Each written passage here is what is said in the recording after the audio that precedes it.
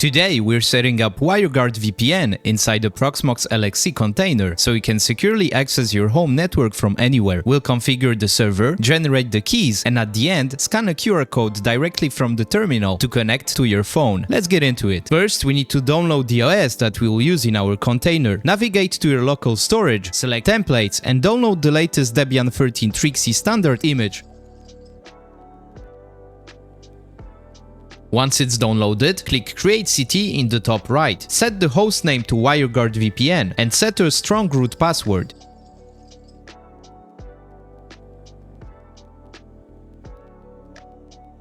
Then, select the Debian 13 Trixie template, allocate 8GB of storage, 1 virtual CPU, and 512 MB of RAM. This is more than enough headroom for an encrypted gigabit stream. Under Network, assign the container a static IP. I am using 192.168.0.90 with a 24 prefix. Set your gateway to match your router. In the DNS tab, we will use the host settings. Then, click Finish and let the container build. Then start it.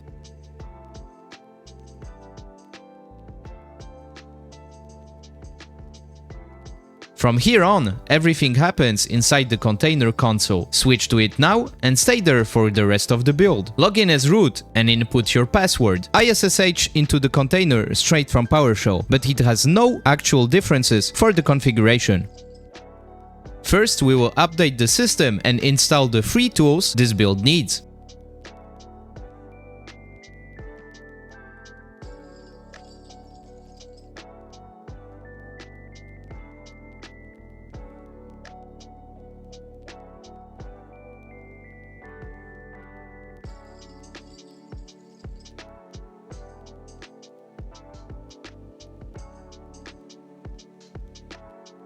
WireGuard is the VPN engine. iptables handles the firewall rules to route traffic between the tunnel and your LAN. qrencode converts the client config into a scannable QR code later. WireGuard receives encrypted packets and needs to forward them on the rest of your network. By default, Linux drops forwarded packets. We need to tell the kernel to pass them through. On Debian 13 Trixie, the traditional /etc/sysctl-conf is intentionally empty. The system uses a drop-in directory instead. We need to create a dedicated config file there. The 99 prefix means the file loads last, so it wins over any conflicting values set earlier in the boot sequence. You will see net.ipv4 that IP forward equals 1. Print it back to confirm it took effect. WireGuard does not use passwords. It uses key pairs, a private key that never leaves the device, and a public key that you share with your peers. Move to the WireGuard config directory and lock down its permissions before generating anything. Now, generate the key pairs for both the server and your phone. Each command generates a private key, writes it to a file, simultaneously derives the matching public key. The umask we set ensures all 4 files are readable only by root. Instead of opening the text editor and manually copying the keys around, we load all 4 keys directly into the shell variables. This keeps us entirely in the terminal. We also need our public 1 IP, the address the phone will connect to from outside. Pull it directly from the terminal. That sends a request to ifconfig.me, which returns your router's public IP as plain text.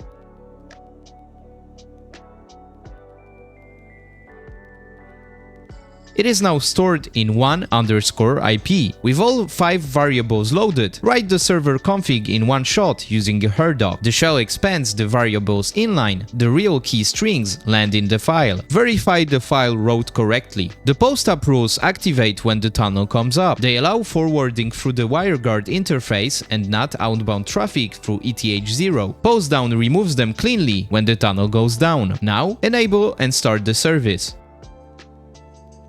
We will use the same approach for the phone config. The 1IP variable we captured earlier drops straight into the endpoint line. Allowed IPs 0.0.0.0 is a full tunnel. All phone traffic routes through your home network. Persistent keep alive 25 keeps the connection alive through NAT on mobile data. The last piece is telling your router to pass incoming WireGuard handshakes through to the container. Log into your router's admin panel and open port forwarding. Create one rule: external external port 518.20, internal the IP address of the container, and internal 518.220 and protocol UDP only. Selecting TCP will break the connection entirely. Save and apply. Now convert the config into a QR code rendered directly in the terminal. Take your phone off Wi-Fi and switch to cellular data. Here, I do not have a SIM card as I use Graphene OS.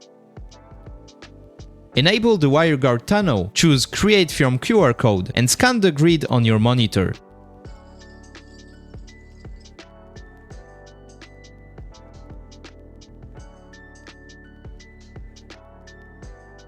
The profile imports instantly. We can also check if Jellyfin works.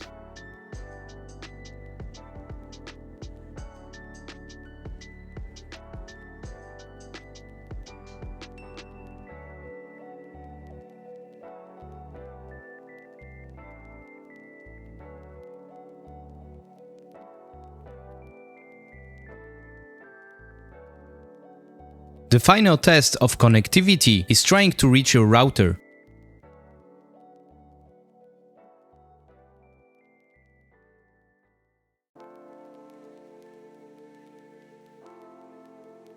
All the commands are in the description. So that's it, we have set everything up as promised in this video. If you have any questions or do you want me to troubleshoot, please leave a comment and do not hesitate to like and subscribe so I know that you like this kind of videos. Thank you very much and have a nice day or night. Bye bye.